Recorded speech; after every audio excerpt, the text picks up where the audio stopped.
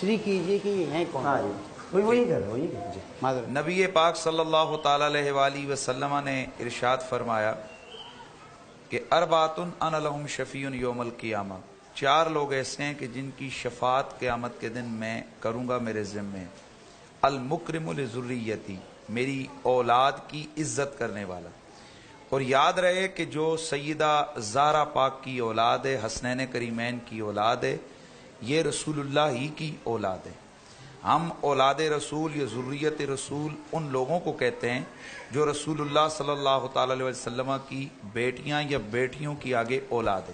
چونکہ سیدہ زہرا پاک کے علاوہ رسول اللہ کی اور کسی بیٹی کی اولاد نہیں ہیں، باقی نہیں بچیں دنیا میں، اس لیے جو سیدہ زہرا پاک کی اولاد، حسنین کریمین کی اولاد یعنی مولا علی کی اولاد ہے، ان کو ذریت رسول یا اولاد رسول کہا جاتا ہے۔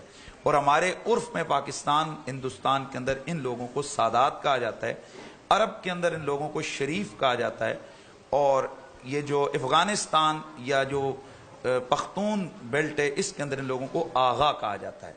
تو یہ لوگ جو ہیں یہ ذریت رسول یا اولاد رسول کہلاتے ہیں۔ اور اللہ کے نبی نے فرمایا 4 لوگ ہیں جن کی شفاعت میں کروں گا۔ نمبر 1 المکرم لذریتی، میری اولاد کی عزت کرنے والا۔ دوسرا انہوں نے فرمایا والقاضی لہم حوائجہم، ان کی ضرورتوں کو پورا کرنے والا۔ اور تیسرا فرمایا والساعی لہم فی امورہم اذا مضطروا، کہ ان کے جو کام پریشانیاں ہیں ان کی حل کرنے کے لیے سعی اور کوشش کرنے والا۔ اور چوتھا فرمایا والمحب لہم بقلبی وبلسانی، اپنے دل اور اپنی زبان سے ان کے ساتھ محبت کرنے والا۔ یقیناً یہ لوگ رسول اللہ کا خون ہے، اور میں کل ہی پڑھ رہا تھا امام شعرانی نے، اور اسی طرح اس کے علاوہ حضرت شیخ محقق شیخ اکبر جناب حضرت محی الدین ابن عربی رحمۃ اللہ تعالی نے فائدہ مکیہ میں، اور علامہ شعرانی نے تو 3 کتابوں میں لکھا ہے۔ اس کے علاوہ اور بہت سارے لوگوں نے لکھا ہے کہ ادب کے معاملے میں جو حکم کل کو ہوتا ہے وہی حکم جز کو ہوتا ہے۔ تعظیم کے معاملے میں یعنی جس طرح پورے قرآن کی تعظیم ہے اسی طرح اس کی ایک آیت کی بھی تعظیم ہے۔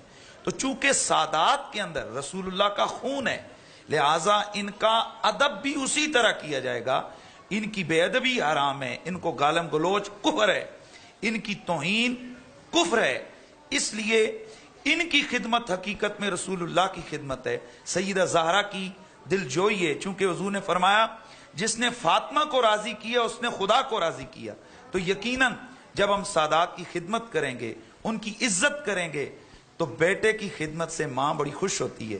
سیدہ زہرا پاک سادات کی خدمت سے خوش ہوں گی، تو سیدہ زہرا پاک کی خوشی رسول اللہ کی خوشنودی اور اللہ کی رضا اور خوشنودی کے لیے ہمیں زیادہ سے زیادہ سادات کے ساتھ، بالخصوص یہ مسئلہ تو معذرت کے ساتھ ہم لوگ بڑے دھڑلے سے بیان کرتے ہیں، اور مسئلہ اسی طرح ہے کہ سادات پہ زکوٰۃ نہیں لگتی ہے، یہ مال کا میل ہے، اور یہ خون رسول ہے، یہ طاہر طیب لوگ ہیں، ان پہ یہ مال کا میل نہیں لگتا۔ کاش ہم اس سے تھوڑی سی زیادہ نہ صحیح اتنی قوت سے ہم لوگوں کو یہ بھی ترغیب دیں کہ ان پہ زکوٰۃ نہیں لگتا، لیکن ان کی خدمت کرنا ہم پہ اپنوں سے زیادہ اوروں سے زیادہ فرض ہے۔ کیونکہ ایک اور میں حدیث عرض کر کے ختم کر رہا ہوں، اللہ کے نبی صلی اللہ تعالی وسلم کا بیان مشکبار ہے، جس میں ایک تو وہ مشہور حدیث ہے کہ لا یؤمن احدکم حتی اکون احب الیہ من والدی و ولدی والناس اجمعین، اور اس کے ساتھ ایک اور روایت بھی ہے، نبی پاک نے فرمایا لا یؤمن رجل حتی اکون احب الیہ ذاتی من ذاتی و نفسی من نفسی و ذریتی من ذریتی۔ اس وقت تک کوئی شخص مومن کامل نہیں ہو سکتا جب تک میری ذات اس سے اپنی ذات سے زیادہ پیاری نہ ہو، میری جان اس سے اپنی جان سے زیادہ پیاری نہ ہو، اور میری اولاد اس سے اپنی اولاد سے زیادہ پیاری نہ ہو۔ تو ہم اپنی اولاد کے لیے کیا سوچ رہے ہیں اس کو دیکھتے ہوئے ہمیں سادات کی خدمتوں کا اہتمام کرنا چاہیے۔